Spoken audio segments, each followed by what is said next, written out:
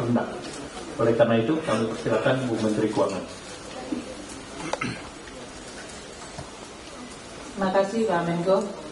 Assalamualaikum warahmatullahi wabarakatuh. Selamat sore dan salam sejahtera untuk kita semuanya. Pak Menko yang kami hormati, Pak Dirjen BPS.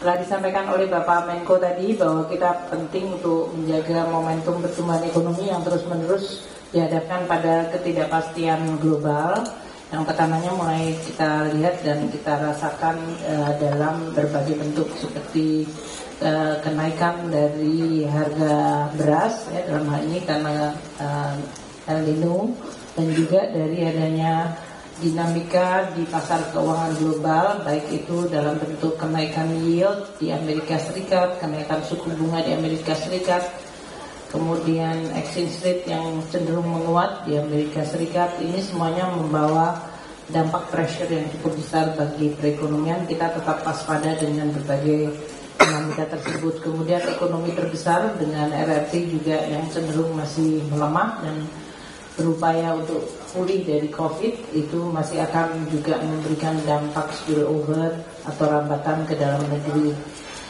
Eropa masih dalam situasi di mana mengelola dari domestik ekonominya, dan juga pressure karena perang dengan Ukraina dan Rusia tidak juga mereda, dan sekarang tadi disampaikan oleh Pak Menko tambahan risiko dengan adanya perang di Israel, Palestina atau Hamas. Nah, ini adalah situasi yang kita terus waspadai. Kita terus akan meningkatkan terutama beberapa faktor yang mempengaruhi masyarakat paling bawah, 40% terbawah. Harga beras kita lihat meningkat cukup tajam dalam 6 bulan terakhir, dan ini menyebabkan juga volatile inflation yang berasal dari volatile food menjadi salah satu kontributor terbesar halaman 9. Ini yang mungkin menjadi salah satu intervensi yang akan kita coba softening ya, dilunakkan, baik dari sisi supply side dengan keputusan untuk melakukan import sehingga supply dari beras itu mencukupi hingga sampai akhir tahun. Menjelang akhir tahun biasanya demand akan meningkat pada bulan Desember, pada minggu kedua pada saat perayaan Natal, Tahun Baru, dan juga karena El Nino nampaknya musim tanamnya juga akan bergeser. Ini juga perlu untuk kita amankan dengan keputusan memberikan dukungan kalau dari sisi pendanaan oleh Bulog dan Bappenas tidak supply atau pasokan beras, stok beras di Indonesia harus memadai dengan musim tanam dan kemudian panen yang akan datang. Volatile food yang kita lihat di sebelah kanan kelihatan bahwa pressure yang cukup besar tadi 5,5%, itu kontribusinya beras masih tetap yang tertinggi, sebelumnya bawang putih, sekarang cabai. Jadi kita juga lihat beberapa yang sifatnya adalah makanan. Dan kita bersama-sama dengan kementerian lembaga, tadi pagi saya dengan Pak Mendagri memberikan juga insentif fiskal kepada 3 provinsi terbaik di dalam menangani inflasi, 6 kota terbaik dan 25 kabupaten yang memiliki prestasi yang paling baik di dalam pengendalian inflasi. Ini insentif fiskal yang kita berikan 3 kali dalam setahun, setiap 4 bulan, dan ini adalah yang terakhir agar bisa inflasi dijaga sampai akhir tahun. Dan kita juga memberikan insentif fiskal kepada daerah yang mampu untuk menurunkan kemiskinan stunting. Ini semuanya tujuannya agar daerah menggunakan APBD-nya juga sebagai instrumen untuk menjaga masyarakat, terutama dalam melindungi daya beli dan memberikan dukungan pada yang paling bawah. Untuk itu tadi yang Bapak Menko sudah menyampaikan mengenai ekonomi kita di kuartal ketiga yang di 4,94, ini menandakan bahwa kita perlu untuk merespons dengan kebijakan agar sampai dengan akhir tahun, yaitu kuartal keempat nanti bisa kembali pada 5%. Yang dilakukan untuk menetralisir dari sisi harga beras yang naik, selain tadi menjaga pasokan melalui stok beras yang cukup, kita juga memberikan dukungan kepada terutama masyarakat kelompok yang paling rentan, yaitu desil 1, 2, 3, dan bahkan sampai 4. Jadi pemerintah memutuskan untuk memberikan tambahan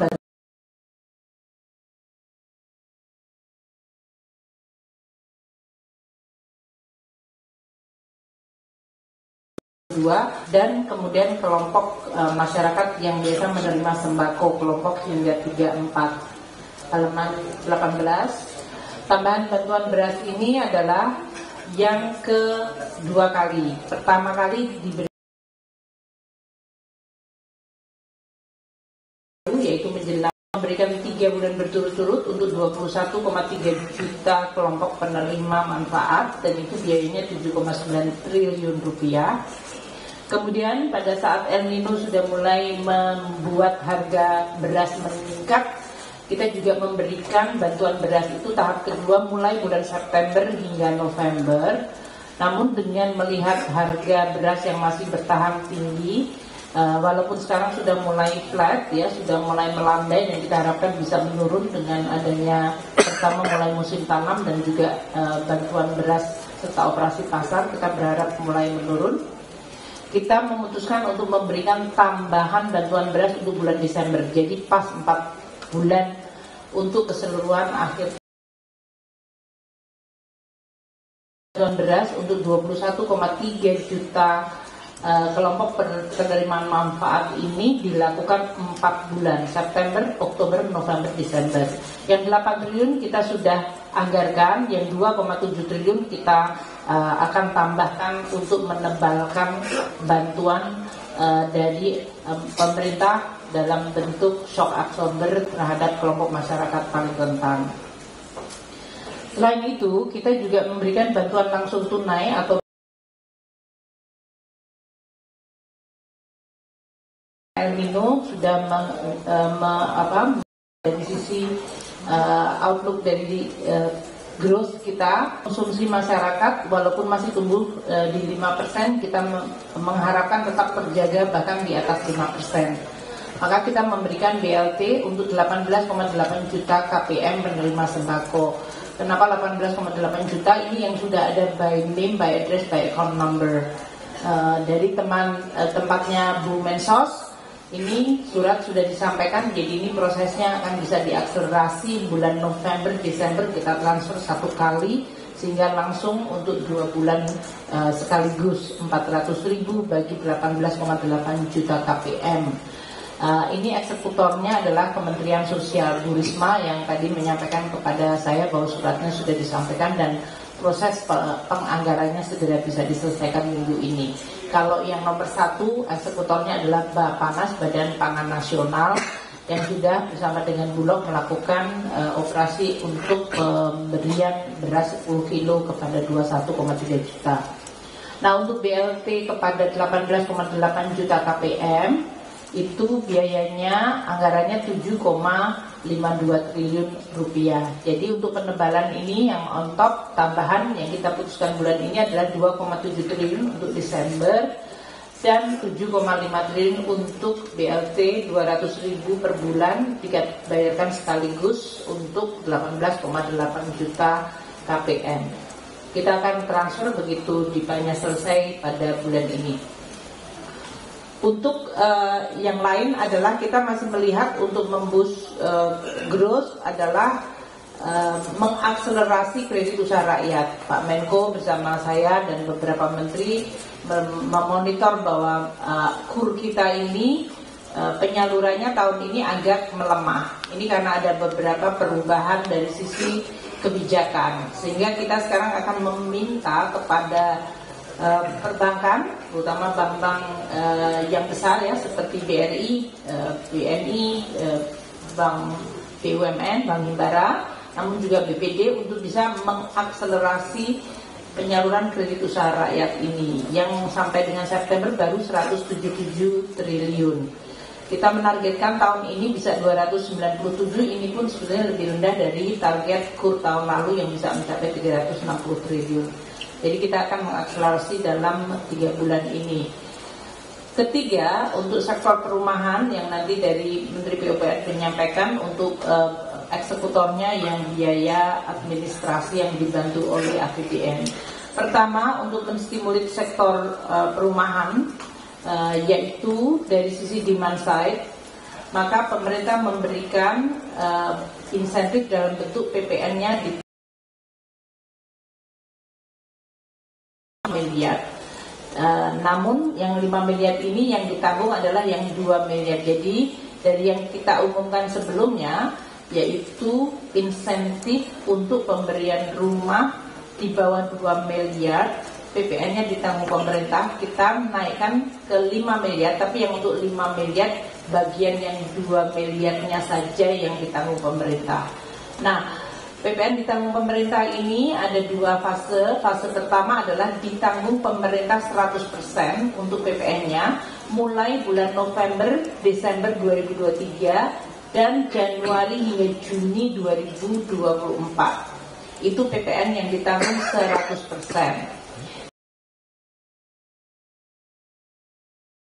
Kita dari PPN penjualan rumah antara 2 miliar tadi 50%, dan untuk 5 miliar 2 miliarnya akan ditanggung 50% PPN-nya oleh pemerintah. Untuk yang kedua, kami akan memberikan bantuan kepada rumah masyarakat yang pembelinya adalah masyarakat berpendapatan rendah. Ini yang selama ini sebetulnya sudah diberikan bantuan melalui FLPP, dana yang bergulir. Nah, namun masyarakat ini di dalam membeli rumahnya, mereka masih menanggung biaya administrasi. Jadi pemerintah akan menanggung biaya administrasi sebesar 4 juta per rumah bagi masyarakat berpendapatan rendah yang membeli rumah sederhana. Rumah ini biasanya harganya adalah 160 cut off-nya 160 juta, 170 juta lah, 167. Nah ini sekarang harga rumahnya kita naikkan menjadi 350 juta per rumah, sehingga MPR dalam hal ini bisa beri bantuan biaya administrasi. Selain tentu saja kita juga punya KPR yang melalui FLPP yang sebetulnya juga diberikan subsidi bunga. Jadi ini adalah tambahan dari insentif yang sudah diberikan kepada masyarakat berpendapatan rendah. Kemudian kita juga memberikan tambahan anggaran untuk Kementerian Sosial yang memiliki program Rumah Sejahtera Terpadu. Rumah Sejahtera Terpadu ini adalah program Kemensos untuk mengupgrade dan memperbaiki rumah-rumah dari penduduk yang dianggap mendapat eligible untuk dibantu. Setiap rumah tangga miskin ini diberikan 20 juta yang dalam bentuk untuk di-upgrade rumahnya. Jadi tidak diberikan cash, tapi rumahnya diperbaiki dengan anggaran sampai 20 juta. Ini beberapa daerah saya sudah pernah diajak oleh Bu Mensos untuk melihat dan kelihatan bahwa rumahnya di-upgrade menjadi rumah yang jauh lebih layak huni. Nah, pakai kebijakan ini kita berharap tentu akan memberikan dampak dorongan kepada perekonomian kita. Kalau kuartal keempat baseline-nya 5,06% outlook dari proyeksi kita, dengan banyaknya ketidakpastian itu bisa melemah ke 4,81. Dengan adanya paket ini yang bisa berjalan di kuartal ketiga, kita berharap akan menambah 0,2% additional growth, sehingga di kuartal keempat kita berharap pertumbuhan ekonomi tetap bisa dijaga di 5,01% nanti pada kuartal keempat. Sehingga pada full year 2023 kita berharap perekonomian kita tetap akan terjaga di 5,04. Karena kalau tidak, mungkin dengan kuartal ketiga sekarang di 4,94 dan kuartal keempat yang kemudian tidak diberikan dukungan, bisa saja pertumbuhan ekonomi bisa turun ke 4,99%. Kemudian untuk tahun 2024 dengan adanya policy ini, baik tadi BPN DTP yang diberikan sampai dengan akhir tahun meskipun ada tapering yaitu penurunan ke 50%, kita berharap akan bisa menambah dukungan terhadap pertumbuhan ekonomi sebesar 0,16%, sehingga pertumbuhan ekonomi full year tahun depan kita harapkan tetap terjaga di atas 5, yaitu di 5,24%. Mungkin demikian Bapak Menko yang kami bisa sampaikan untuk paket-paket yang didukung oleh APBN di dalam mengelola masyarakat dari shock yang baru maupun dari climate change. Terima kasih. Terima kasih Bu Menteri Keuangan. Selanjutnya kami persilakan Pak Dirjen Bapak Heri.